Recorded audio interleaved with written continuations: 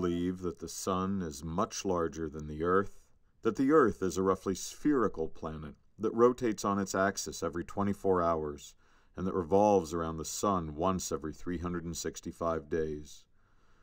You believe that you were born on a particular date, that you were born to two human parents, and that each of your human parents was born on an earlier date. You believe that other human beings have thoughts and feelings like you do, and that you are not surrounded by humanoid robots. You believe all of these things, and many more, not on the basis of direct observation, which can't by itself tell you very much about the relative size and motion of the sun and the earth, or about your own family history, or about what goes on in the minds of other humans. Instead, these beliefs are mostly based on what you've been told. Without spoken and written testimonies, human beings could not pass on knowledge from one person to another, let alone from one generation to another. We would know much, much less about the world around us.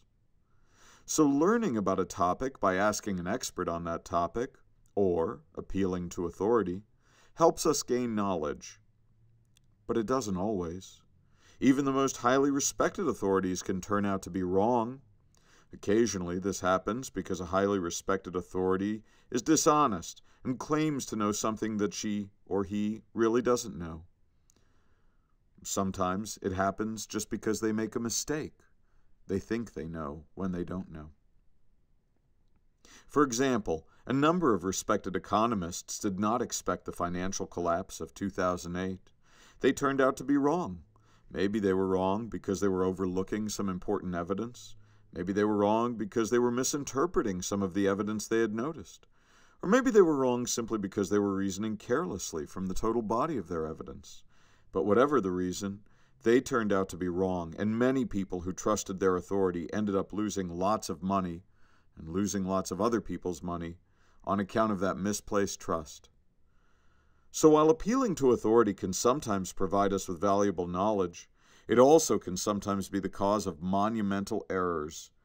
It's important to all of us to be able to distinguish those occasions on which we can safely and reasonably trust authority from those occasions on which we can't.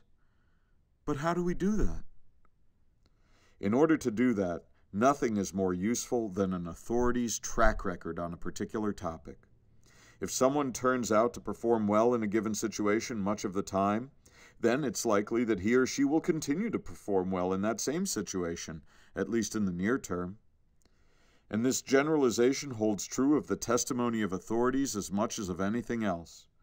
If someone can consistently pick winners in both politics and baseball, then we should probably trust him or her to keep on picking winners in both politics or baseball, though maybe not in other things where his or her track record may be less stellar.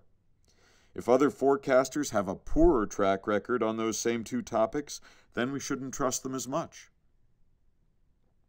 So whenever you're considering whether to trust the testimony of some authority, the first question to ask yourself is, what's their track record on this topic?